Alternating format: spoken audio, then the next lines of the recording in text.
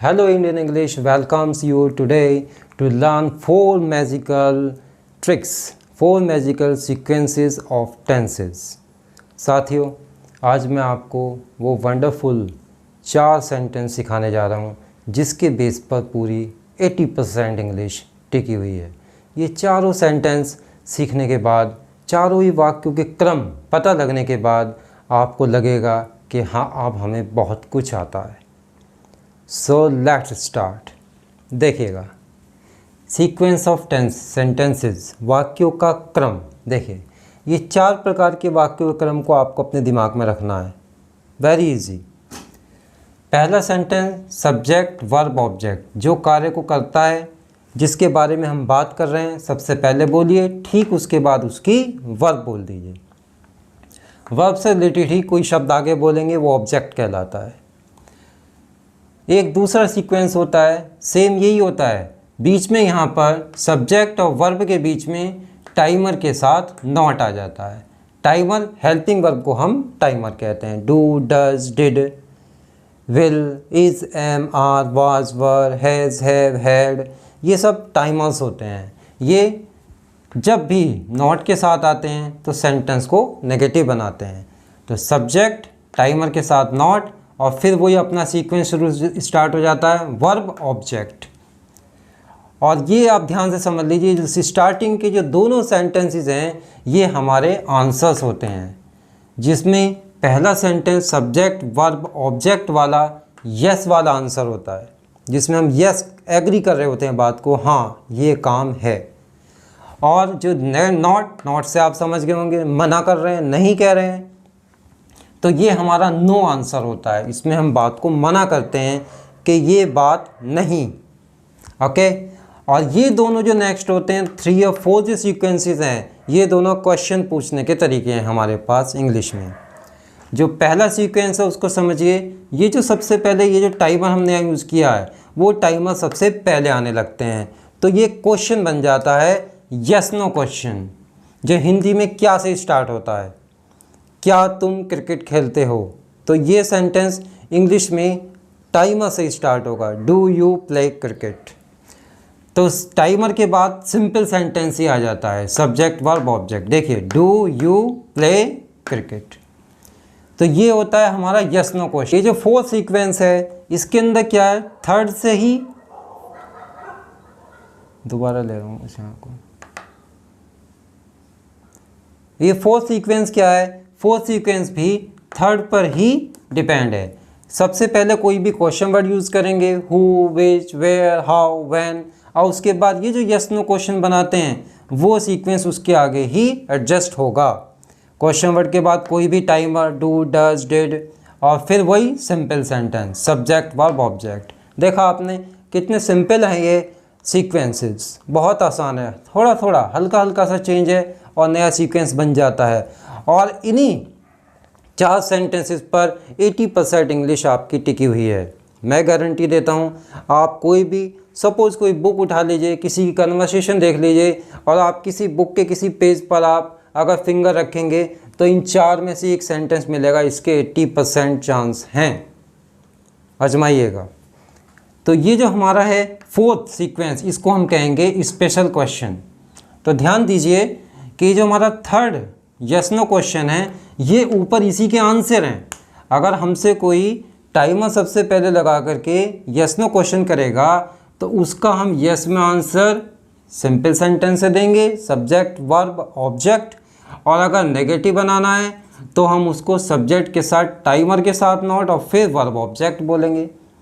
एक एग्जाम्पल से हम समझ जाएंगे सब। ये एग्जाम्पल है आपके लिए, और ये हमारा वही चार्ट है, और इसको मैंने बड़ा करने के लिए अभी यहाँ पर 2 कॉलम्स ही डाले हैं, वैसे इसके अंदर 3 कॉलम्स आएंगे। तो पहला कॉलम हमारा हैबिट का है, और इसके अंदर एक फर्स्ट कॉलम प्रेजेंट की बातें सिखाएगा, और सेकंड बॉक्स आपको पास्ट की बातें सिखाएगा, और थर्ड आपको फ्यूचर की बातें सिखाएगा। ये हमारा बेस्ड है हैबिट पर, ये पास्ट की हैबिट पर, और ये फ्यूचर की इंफॉर्मेशन पर। Okay, let's start. तो सपोज हम एक टॉपिक लेते हैं कि कुक फूड, ये खाना बनाना। कुक फूड पर हम ये सारी बातें करेंगे। ओके, देखिए कैसे। सपोज आप सिंपल सेंटेंस बोलना चाहते हैं, आई कुक फूड, एग्री कर रहे हैं, मैं खाना बनाता हूँ। तो जब हम वर्ब की फर्स्ट फॉर्म यूज़ करते हैं तो अब हम कहाँ पर आ गए, इस चार्ट पर आ गए स्पेशल। ये जो सीक्वेंसेस हैं ये पूरी इंग्लिश में वर्क करेंगे। पूरी इंग्लिश में कोई भी आप सिंपल सेंटेंस बनाओगे तो आपका सीक्वेंस यही रहेगा। अब हम किस पर आ गए, अब हम आ गए प्रेजेंट की हैबिट पर। अब यहाँ पर हमारा क्या है कि जो वर्ब है, ये वर्ब कॉम्बिनेशन ये थोड़ा थोड़ा चेंज होएगा और नए नए सेंटेंसेस बनते चले जाएंगे। अगर हम वर्ब की फर्स्ट फॉर्म यूज़ करते हैं, केवल एकदम सब्जेक्ट के बाद वर्ब की फर्स्ट फॉर्म लगाते हैं, तो ये हमारा हैबिट बताने का काम आता है। कोई भी अब आप फर्स्ट फॉर्म लगाइए, हैबिट बनाइए, किसकी, जिसके बारे में बात कर रहे हैं। आई के बारे में बात कर रहे हैं, आई की। यू के बारे में बात कर रहे हैं, यहाँ पे यू लगा दीजिए। यू कुक फूड, तुम खाना बनाते हो। तो है की सेंस किस में आ जाती है, वर्ब की फर्स्ट फॉर्म में आ जाती है। नेक्स्ट देखिएगा, अगर हम कुक के प्लेस पर सेकंड फॉर्म लगा रहे तो ये हमारी पास्ट की हैबिट बन जाएगी। कुक्ड, आई कुक्ड फूड, मैं खाना बनाता था, यानी कि खाना बनाने का ये एक्शन मैं पास्ट में करता था। सेकंड फॉर्म समझते ही, सुनते ही आप समझ जाएं पास्ट का एक्शन है। फर्स्ट फॉर्म सुनते ही समझ जाएं प्रेजेंट का एक्शन है। इसमें है इंक्लूड है, इसमें था, थे, थी इंक्लूड है। और अगर हम इसी बात को फ्यूचर में बोलना चाहें तो हमारे पास आएगा विल के साथ फर्स्ट फॉर्म का सीक्वेंस। तो हम सेकंड फॉर्म को हटाकर विल फर्स्ट फॉर्म, विल जब भी आप सुनेंगे तो आपको दिमाग में मैसेज जाना चाहिए कि ये फ्यूचर की बात है। तो आई विल कुक फूड, मैं खाना बनाऊंगा। ओके, मैं खाना बनाऊंगा। गागेगी की सेंस किस में आ गई, अब विल में आ गई। और ये हमारा आ गया फर्स्ट टाइमर। इसमें कोई टाइमर की ज़रूरत नहीं पड़ी, यहाँ कोई टाइमर की ज़रूरत नहीं पड़ी। क्यों, क्योंकि इसके अंदर टाइमर जो है is am are past, is am are की सेंस इंक्लूड है की सेंस इंक्लूड है, इसलिए अलग से कोई टाइमर यूज़ करने की ज़रूरत नहीं है। इसी प्रकार सेकंड फॉर्म में पास्ट की सेंस इंक्लूड है, तो पास्ट की सेंस देने के अलग से कोई हमें टाइमर यूज़ करने की ज़रूरत नहीं है। टाइमर का क्या रोल होता है, वो सेंटेंस में हमें बताता है कि सेंटेंस प्रेजेंट है, पास्ट है या फ्यूचर है। सपोज हम डू डज यूज़ करते हैं तो डू या डज हमें बताता है कि सेंटेंस ये प्रेजेंट है, इसके अंदर इंक्लूड है। अब डिड हम जब यूज़ करते हैं तो डिड टाइमर है, तो हमें बताता है कि सेंटेंस पास्ट का है। और विल हमें बताता है कि सेंटेंस फ्यूचर का है। तो विल के साथ फर्स्ट फॉर्म कॉम्बिनेशन, ये वर्ब का कॉम्बिनेशन लगाते ही सेंटेंस फ्यूचर में इंफॉर्मेशन देने लगता है कि ये सेंटेंस फ्यूचर का है। अंडरस्टूड? क्या सीखा? वर्ब की फर्स्ट फॉर्म सिंपल प्रेजेंट बताती है, सेकंड फॉर्म पास्ट की सेंस देती है, विल के साथ फर्स्ट फॉर्म फ्यूचर की इंफॉर्मेशन देती है। नेक्स्ट पहुँचिए, अब हम इनके तीनों के नेगेटिव बनाएंगे, ये वाला सीक्वेंस। तो देखिएगा, मैं खाना नहीं बनाता हूँ, आई डू नॉट कुक फूड, देखिए सब आ गया। I subject, timer, do not, ये टाइमर के साथ नॉट, और वर्ब, और ये ऑब्जेक्ट आ गया जो कुक से रिलेटेड है। खाना बनाते हैं, खाना पकाते हैं, खाना। आई डू नॉट कुक फूड, तो जब भी हम नेगेटिव सेंटेंस बोलेंगे हम टाइमर के साथ नॉट जरूर लगाएंगे। कोई भी आप दुनिया का सेंटेंस नेगेटिव बनाते हैं उसमें टाइमर के साथ नॉट आता है। ओके, देखिएगा, आई डू नॉट कुक फूड, मैं, यहाँ पे टाइम नोट कर दे, मैं खाना नहीं बनाता हूँ। आई do not cook food. Next, अगर हम इसी का अगर हम पास्ट बनाना चाहें तो डू के प्लेस पर बस डिड करना है, क्योंकि पास्ट का जो टाइमर है वो डिड है। ये सीक्वेंस में चलेगी बात। अगर आप प्रेजेंट की हैबिट बताने के सेंटेंस आपके दिमाग में आ गए तो उसी बेस पे पास्ट के बना सकते हैं, उसी बेस पर फ्यूचर के बना सकते हैं, केवल टाइमर चेंज होगा। देखिए कैसे, डू के प्लेस पे डिड करते ही ये पास्ट का नेगेटिव हो जाएगा। I did not cook food, मैं खाना नहीं बनाता था, पास्ट की डिड सुनते ही पास्ट की सेंस। इसी प्रकार डिड हटाओ, विल लगाते ही ये फ्यूचर में पहुंच जाएगा। I will not cook food, मैं खाना नहीं बनाऊंगा। तो विल नॉट कुक फूड, तो दिमाग में क्या है, विजुअलाइजेशन करना है। जैसे ही आप सुने विल नॉट फर्स्ट फॉर्म, तो ये कह रहे ये एक्शन नहीं करेगा। हिंदी ट्रांसलेशन मत करिए, ओके। सेंस दिमाग में बनाइए, भाव बताइए दिमाग को और उसको मानसिक चित्रण दीजिए कि ये क्या कह रहे हैं, सीन बनाइए, ओके। नेक्स्ट देखिएगा, थर्ड हमारा सेंटेंस आता है जो हम कहते हैं यस नो क्वेश्चन। इसमें हम हिंदी के सेंटेंस में ये क्या से स्टार्ट होता है और इंग्लिश में ये टाइमर से स्टार्ट होता है। ये टाइमर सबसे पहले आ जाएगा। इस बॉक्स के अंदर दो टाइमर्स हैं, डू और डज, ओके। तो डज का यूज़ हम अभी सीखेंगे नेक्स्ट वीडियोस में, अभी हम डू का यूज़ सीख रहे हैं। तो डू हम सबसे पहले लेते ही ये हमारा यस नो क्वेश्चन क्या वाला सेंटेंस तैयार हो जाता है। कैसे? Do you cook food. तो देखिए टाइमर सबसे पहले लगने के बाद सिंपल सेंटेंस ही आ जाता है, यही यहाँ वाला ही सेंटेंस यहाँ आएगा। तो मैंने यहाँ पर आई यूज़ नहीं करा, क्यों आई भी यूज़ कर सकते थे तो उसमें हो जाता है डू आई कुक फूड, ऐसे ही बन सकता था ये। लेकिन अपने आप से आई से क्वेश्चन करने वाले सेंटेंसेस ज़्यादा नॉर्मल नहीं लगते हैं, तो इसलिए मैंने इसके अंदर यू का यूज़ करा है। तो कोई भी यूज हो सकता है, दे हो सकता है, डू दे कुक फूड, क्या वे खाना बनाते हैं, ओके। तो देखिएगा डू यू कुक फूड, क्या तुम खाना बनाते हो। डू अगर सबसे पहले आता है, ये दो आपकी रिस्पॉन्सिबिलिटी हो गई डू की, कि ये हमें बताएगा कि सेंटेंस यस नो है और दूसरा प्रेजेंट का है, पास्ट का है या फ्यूचर का है। तो डू की वजह से ये प्रेजेंट का है, क्योंकि डू सुनते आपको अपने दिमाग में लाना है ये प्रेजेंट की बात है। This is the timer of present habit, specially यहाँ पर है। अब पास्ट पे जाना है तो डू के प्लेस पे देखिए क्या करना है, बस आपको डिड करना है। डू डज सबसे पहले प्रेजेंट में और पास्ट में डिड सबसे पहले, क्या वाला सेंटेंस बनाने के लिए। इन सेंटेंस में एक स्पेशल बात और, जो हिंदी में सबसे पहले क्या आता है तो उसकी इंग्लिश हम व्हाट यूज़ नहीं करते, क्योंकि वो यस नो क्वेश्चन है। और इंग्लिश में टाइमर सबसे पहले आते ही वो क्या की सेंस खुद उस सेंटेंस में आ जाती है। अलग से कोई व्हाट यूज़ करे क्या से स्टार्ट होने वाले सेंटेंस में तो दैट विल बी रॉन्ग, गलत हो जाएगा। क्या व्हाट जब आएगा जब हम फोर्थ सेंटेंस बनाएंगे, और हिंदी के सेंटेंस में क्या, कौन, क्यों ये बीच में होता है, तब उसकी इंग्लिश सबसे पहले आती है। जैसे हम कहें तुम क्या खाते हो, तो ऐसी कंडीशन में हम उसका आंसर यस नो में नहीं दे सकते, फिर ये अभी मैं समझाता हूँ, ओके।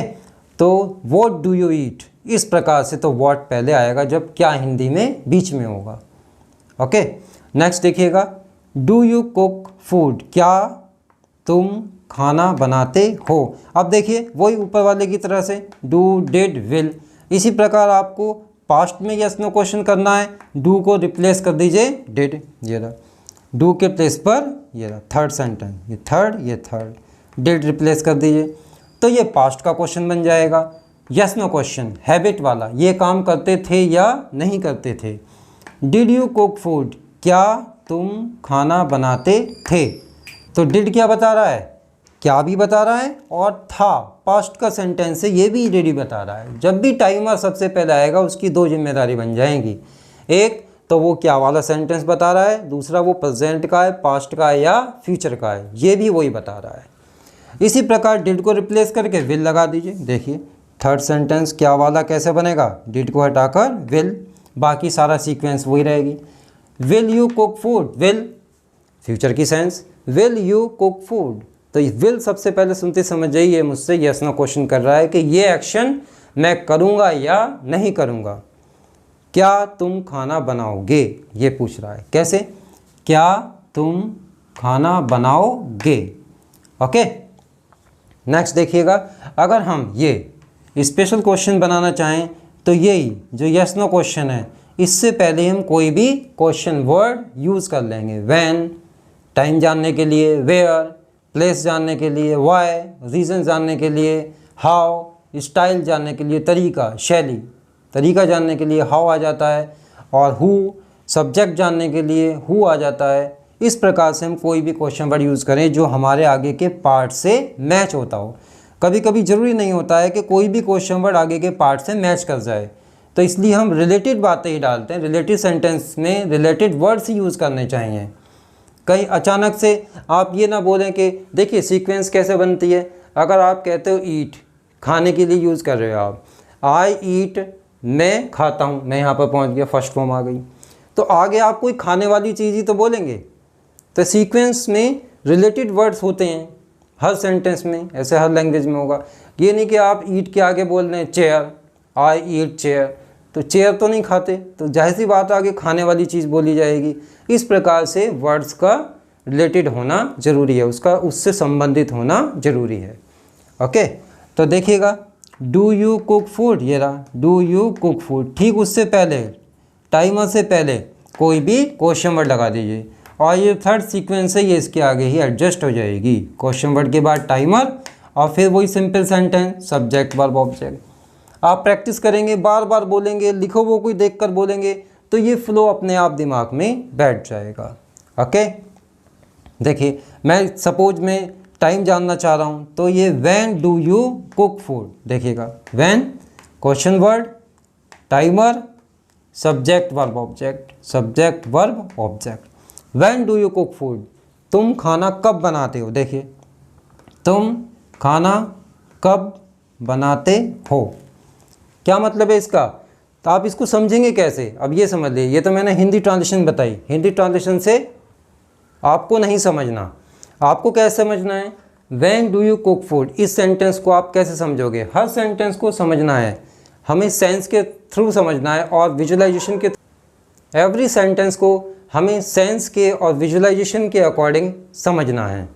कैसे, जब आपसे कोई पूछेगा when do you cook food तो आप क्या समझे, व्हेन, व्हेन के लिए आप इसकी सेंस निकाले, टाइम जानना चाह रहे हैं। डू से आप पता लगाएंगे कि ये प्रेजेंट का क्वेश्चन है, यू से आप पता लगाएंगे मेरे लिए क्वेश्चन कर रहा है।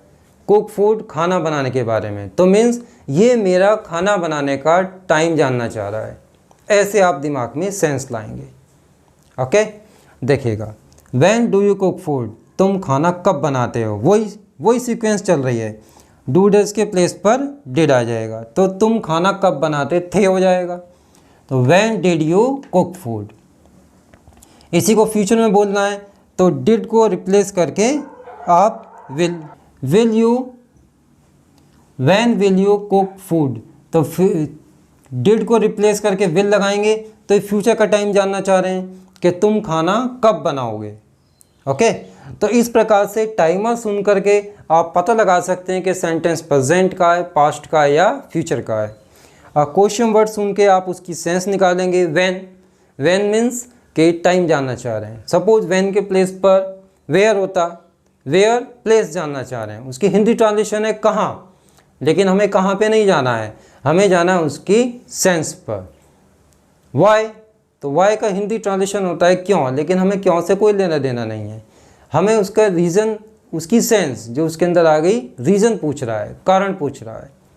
ओके, तो इस प्रकार से आपने देखा कि हम अगर फर्स्ट बॉक्स किसी भी कॉलम का हमारे दिमाग में आता है तो उसी बेस पर सेकंड बनता है, केवल टाइमर बदलने की बात है, और उसी बेस पर फ्यूचर बनता है, केवल टाइमर बदलने की बात है। और सीक्वेंस पूरी इंग्लिश में यही रहेंगे।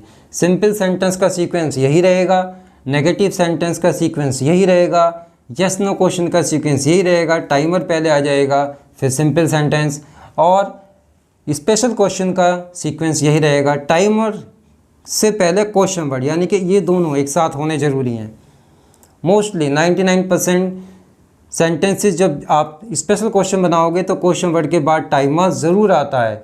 अगर टाइमर आप यूज़ नहीं करेंगे तो वो फिर एक तरीके से सिंपल सेंटेंस की ही सेंस देने लगता है। तो क्वेश्चन वर्ड के बाद जिस बॉक्स का सेंटेंस बना रहे हैं उस बॉक्स का टाइमर आप लगाएंगे, फिर सिंपल सेंटेंस। ओके, तो अब देखिएगा, इस प्रकार से आपने देखा कि हमारे पास ये सीक्वेंस होते हैं, ये 4 सीक्वेंस हैं हमारे लिए। Subject verb object, simple sentence, subject, timer, not, फिर वर्ब ऑब्जेक्ट। टाइमर सबसे पहले ये यस नो क्वेश्चन बन जाता है, फिर उसके बाद simple sentence, subject verb object. Fourth style का आपका बनेगा स्पेशल क्वेश्चन, कोई भी क्वेश्चन वर्ड यूज़ करिए, उसके बाद ये जो थर्ड सेंटेंस है ये इसके आगे एडजस्ट हो जाएगा। क्वेश्चन वर्ड के बाद टाइमर और फिर simple sentence, subject verb object. Okay, तो मुझे पूरी होप है कि अब तक आपके समझ में आया होगा। एक टॉपिक हम और लेते हैं, उसका एक पार्ट मैं बनाऊंगा और बाकी पार्ट आप ही बनाएंगे। ये प्रेजेंट का मैं बना दूंगा और टाइमर चेंज कर करके आप उसको आप ही बनाएंगे। That's very easy.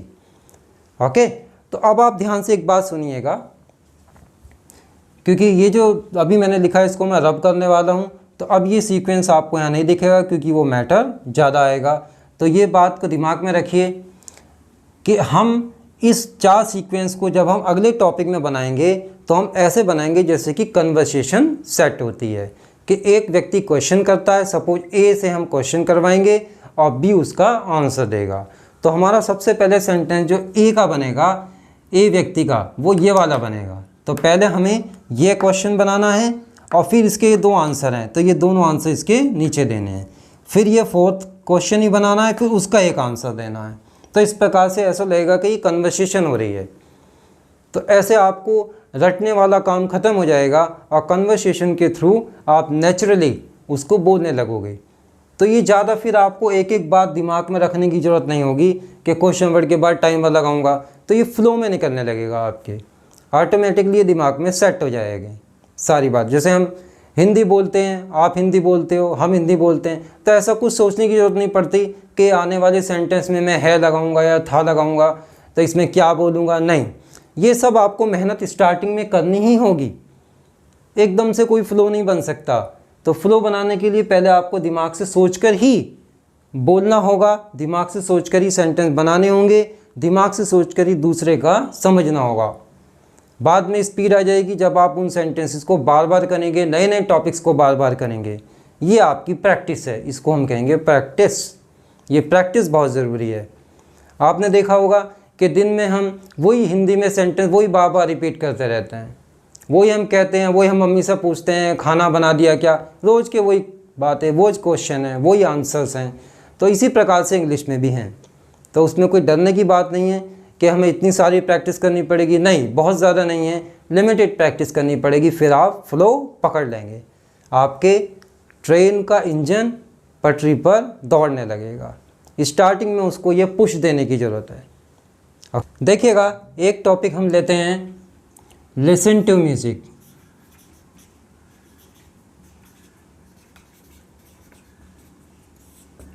संगीत सुनना, ये हमारा टॉपिक है। इस पर हम वो सारे सेंटेंसेस बनाएंगे। कितने सेंटेंसेस बनेंगे बताइए?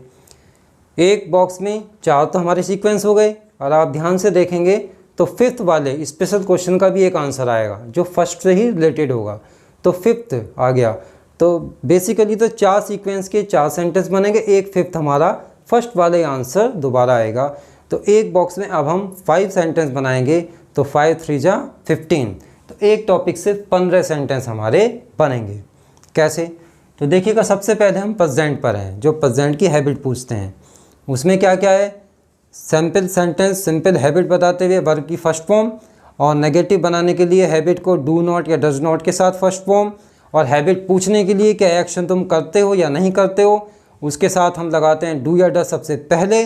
और अगर स्पेशल क्वेश्चन पूछते हैं ये हैबिट आप अपनी कब करते हो, अपनी हैबिट ये कब पूरी करते हो, कहाँ करते हो, तो सबसे पहले क्वेश्चन वर्ड और उसके बाद टाइमर, सब्जेक्ट, वर्ब, ऑब्जेक्ट। इस प्रकार से आप दिमागों को, अपनी बातों को दिमाग में रखेंगे। कैसे? देखिएगा, लिसन टू म्यूज़िक।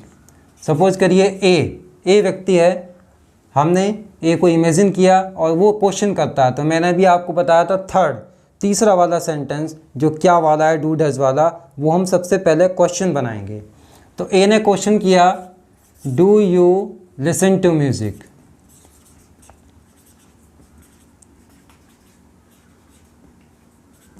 ये आ गया। डू सबसे पहले सुनते ही आप समझ गए कि ए ने क्या किया, यस नो क्वेश्चन किया। किससे? बी से, कि ये एक्शन, म्यूजिक सुनने का एक्शन तुम करते हो या नहीं करते हो।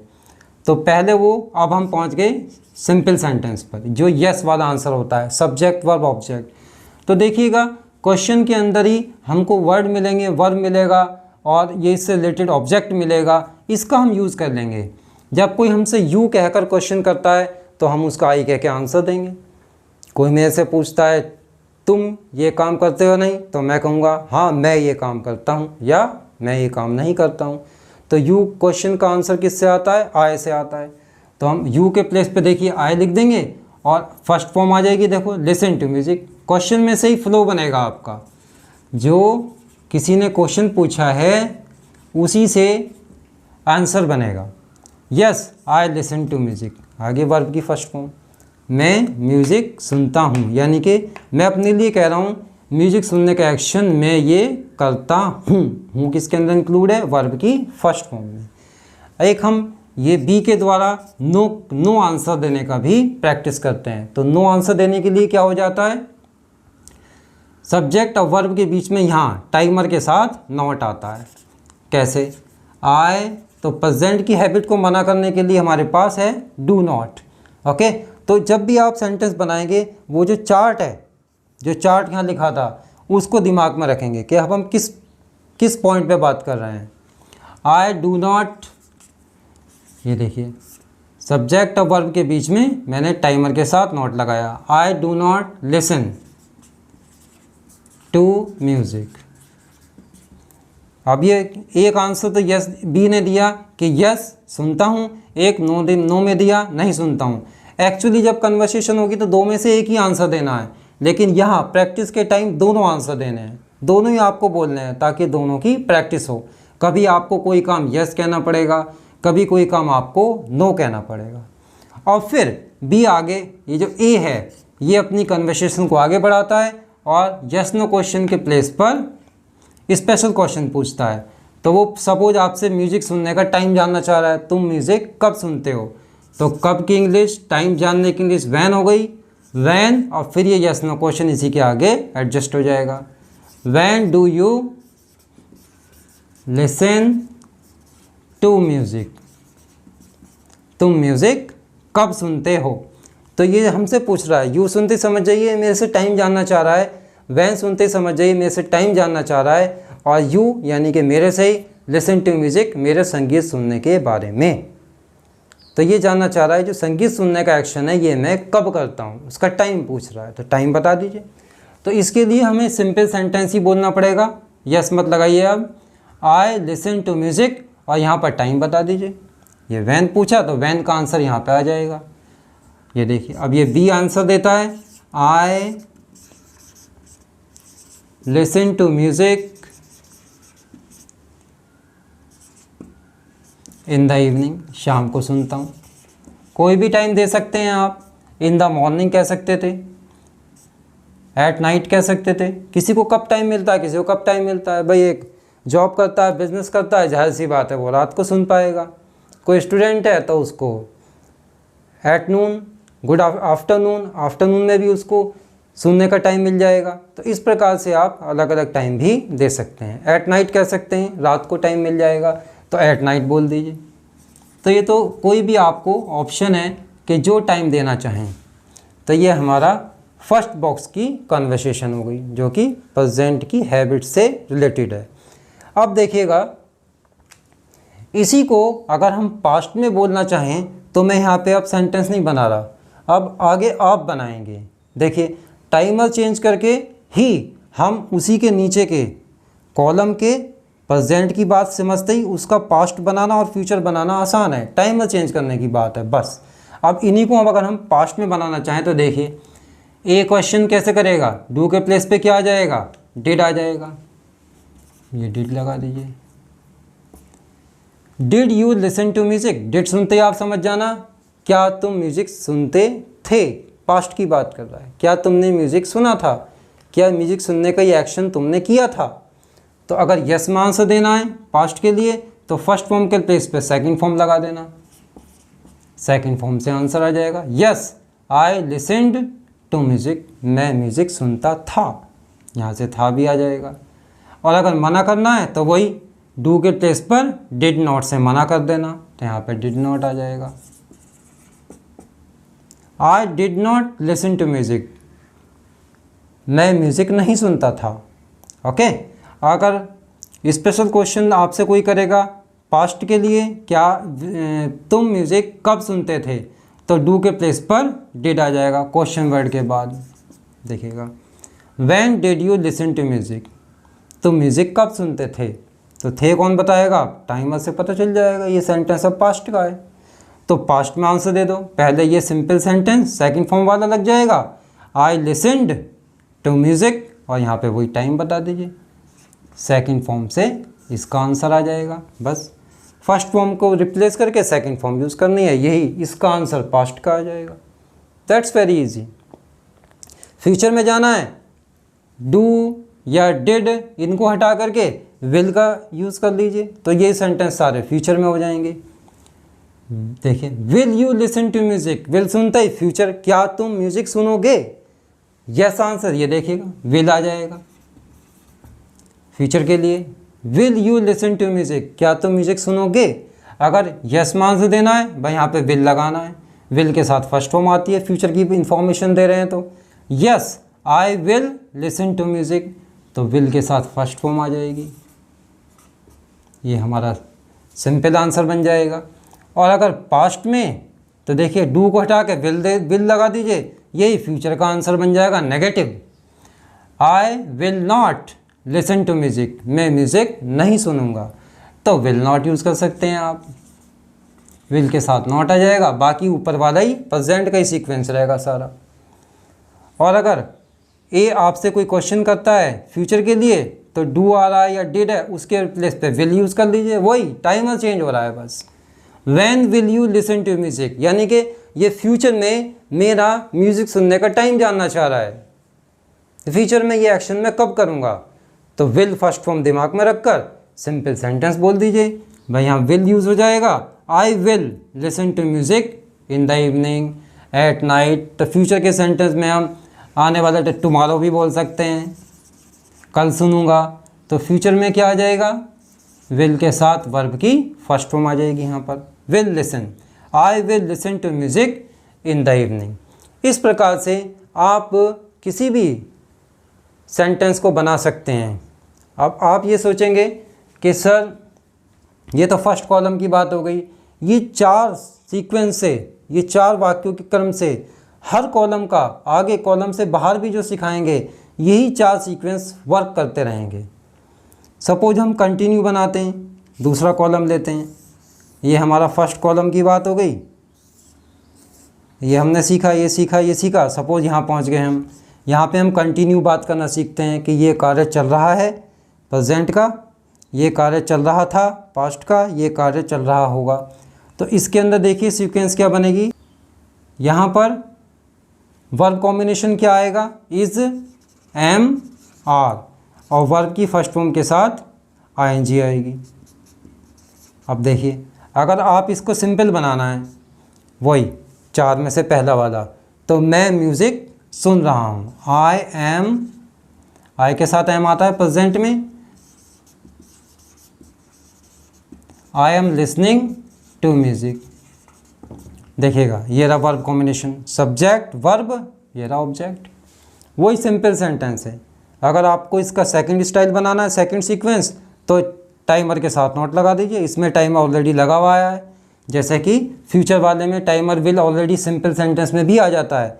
अब आगे आप जितने भी सेंटेंसेस बनाओगे, सभी के सिंपल सेंटेंस में भी टाइमर होगा, तो बात और आसान हो जाती है। भाई इसमें तो हमारा केवल फर्स्ट फॉर्म है सिंपल सेंटेंस में, क्योंकि है उसके अंदर इंक्लूड है फर्स्ट फॉर्म में, और यहाँ पर केवल सेकंड फॉर्म है, यहाँ पे कोई टाइमर नहीं आया, यहाँ पर भी फर्स्ट फॉर्म में कोई टाइमर नहीं आया।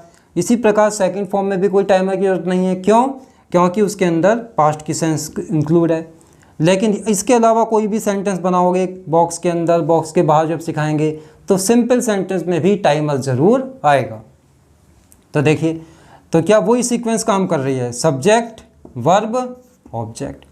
अगर इसका नेगेटिव बनाना है तो देखिए क्या सिखाया था, टाइमर के साथ नॉट, तो यहाँ पे नॉट आ जाएगा। I am not listening to music, मैं म्यूज़िक नहीं सुन रहा हूँ। देखिए subject timer plus not verb object. अगर इसी का यस नो क्वेश्चन बनाना है तो टाइमर को सबसे पहले ले लीजिए, am I listening to music की है। देखिए एम को बाहर ले लीजिए, टाइमर बाहर आ जाएगा, क्या वाला सेंटेंस तैयार हो जाएगा, am I listening to music, क्या मैं म्यूज़िक सुन रहा हूँ। ओके, अगर इसको कोई वर्ड देना है, क्वेश्चन वर्ड देना है, तो कोई भी क्वेश्चन वर्ड दे सकते हैं। Okay, where am I listening to music, मैं म्यूज़िक कहाँ सुन रहा हूँ, तो क्वेश्चन वर्ड लगा दीजिए कोई भी, where am I listening to music. तो इस प्रकार से जब ये सेकंड कॉलम सिखाएंगे तो और क्लियर हो जाएगी बात। तो ये 4 सीक्वेंसेस ही वर्क करते रहेंगे पूरी इंग्लिश के अंदर। ओके, अब आपकी ड्यूटी, ये टॉपिक्स मैं आपको दे रहा हूँ, जैसे ये टॉपिक बनाए, इस टॉपिक को भी कंप्लीट करना, पास्ट के बनाना और फ्यूचर के बनाना, और नए टॉपिक्स आप ले सकते हैं। ओके, जैसे लर्न इंग्लिश, इंग्लिश सीखना, तो एक टॉपिक से 15 सेंटेंसेस बनेंगे, इसलिए अब ज़्यादा टॉपिक मत बनाओ, 2-3 इतने काफ़ी हैं। ओके, एक और ले लीजिए, वॉश द हैंड्स ले लीजिए। ओके, और